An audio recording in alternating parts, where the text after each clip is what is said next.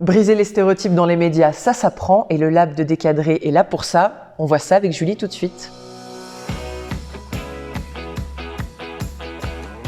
Bon, Julie, on commence très fort. Est-ce que tu peux me résumer en une phrase ton engagement ?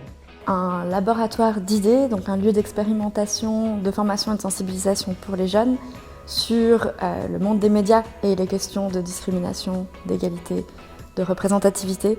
Donc le but, c'est de donner des outils aux jeunes pour qu'elles puissent créer leur représentation, donc de nouvelles représentations pour une société plus égalitaire.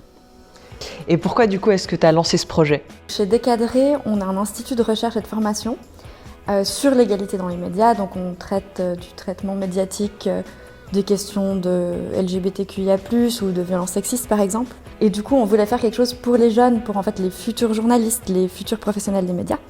C'est eux qui vont aller dans des rédactions, mais aussi c'est eux qui vont créer de nouvelles façons de faire médias, de faire passer l'information.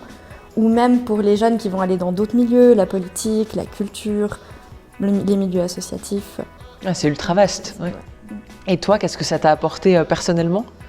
Alors, bon, déjà de lire, d'entendre, de voir des choses que j'aurais vachement aimé entendre beaucoup plus tôt. Mais aussi, forcément, de suivre des projets, de les voir se développer, de voir des auteuristes prendre leur envol, de voir des collaborations se créer, puis de savoir qu'on a pu un peu y participer. Ça me permet d'avoir des regards nouveaux, des avis nouveaux constamment sur en fait ce qui est aussi mon métier, vu que je suis aussi journaliste, et du coup de moi-même en fait continuer à me remettre en question et à nourrir en fait mon propre processus de déconstruction de mes propres préjugés.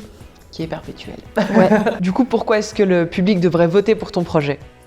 Alors parce que nos représentations, les médias, les séries, les films, les audios, les vidéos qu'on regarde, qu'on entend, qu'on lit, influence nos imaginaires, mais aussi notre façon de penser et donc notre façon d'agir. Et en fait, donner des outils aux jeunes pour créer leur propre représentation, c'est une énorme partie de ce pas vers ce monde plus égalitaire.